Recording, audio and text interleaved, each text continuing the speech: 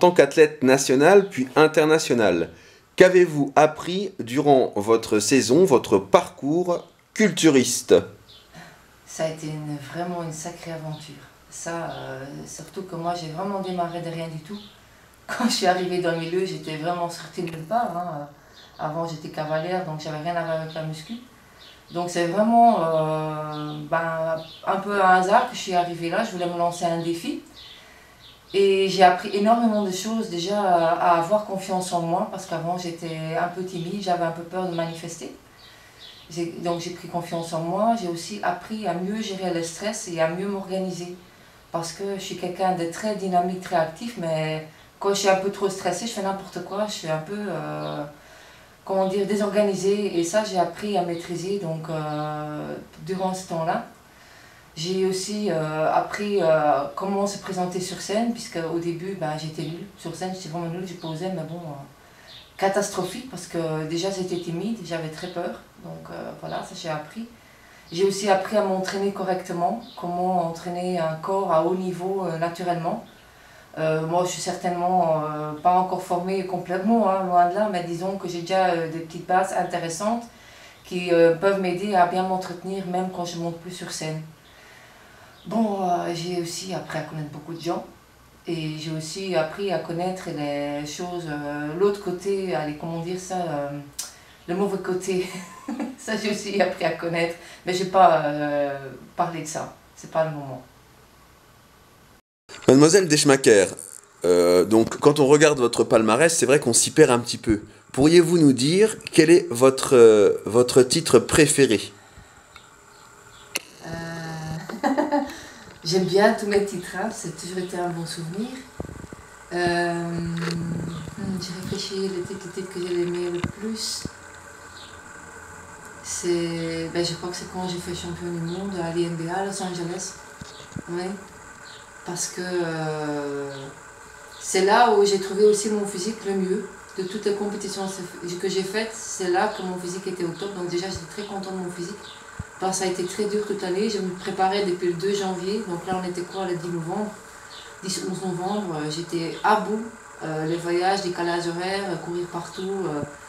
Et là, j'ai trouvé mon physique très bien. Et en plus, la compétition était déjà super. C'était une super ambiance. Los Angeles, le rêve, quoi, le rêve américain. Et c'est vrai que quand tu fais champion du monde là-bas, c'est merveilleux. C'est merveilleux. Voilà, oui, je crois que c'est celle-là. Alors, pensez-vous qu'Alexandre Franchini est un bon ou un mauvais coach? Pourquoi? Quelle question. Je suis sûre que c'est le meilleur coach qu'on peut trouver. Moi, je l'ai rencontré il y a 6 ans à une compétition. Et je ne l'avais jamais vu de ma vie, donc on a commencé à sympathiser. Et la première chose qui m'a percutée, je me suis dit, mais celui-là, il s'y connaît vraiment, quoi. J'avais l'impression que je parlais avec une encyclopédie. N'importe quelle chose que je lui présentais comme problème ou comme chose à améliorer, il me sortait comme ça tout de suite une solution. Et j'ai été le voir pour qu'il m'entraîne pour arriver à un niveau supérieur par rapport au niveau national. Et je ne l'ai pas regretté puisque, bon, il faut quand même avouer, les entraînements ne sont pas faciles. Mais comme vous le dites si bien, no pain, no gain. Là, moi, je crois que j'en suis la preuve que c'est no pain, no gain parce que je peux vous dire qu'il y a plus d'une fois où j'étais à 4 pas dans la salle en train de pleurer tellement j'en pouvais plus. Mais bon, il faut savoir ce qu'on veut, ou bien on le veut, ou bien on ne le veut pas. Donc je suis sûre que pour un entraînement naturel à haut niveau, lui, c'est la personne qu'il faut. Ça, je ne vais jamais changer d'avis là-dessus. N'importe quelle personne peut venir près de moi. Non, c'est lui, mon coach, il ne changerait pas. Voilà, ça c'est mon opinion à moi. Alors, quel a été l'entraînement le plus ridicule auquel vous ayez assisté? J'en vois tellement. Écoutez, c'est pas compliqué. Moi, dès que je rentre dans une salle, surtout maintenant, je regarde 2 secondes autour de moi et j'ai heureusement que je fais pas ça parce que non, on peut pas muscler un corps avec des poids ridicules. Hein. Faut quand même pas faire n'importe quoi. Moi, à partir du moment où je vois un homme qui soulève des barres de, allez, disons une grande barre, 20 kg plus 5 kg de chaque côté et encore, hein, s'ils font mal, on va dire. Non mais sérieusement les gars là, hey, vous êtes des hommes ou quoi? Un homme ça soulève du poids, non? Merde.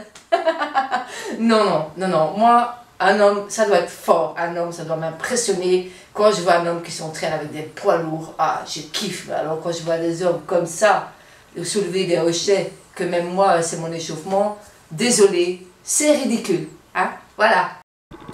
Alors, pour vous, quel a été l'entraînement que vous avez vécu le plus traumatisant? J'en ai fait beaucoup. Des entraînements traumatisants. Mais celui qui m'a vraiment foutu en l'air, c'est, je crois que c'est un des derniers entraînements avant d'aller à Univers, à IBFA. On avait essayé de s'entraîner pour les jambes.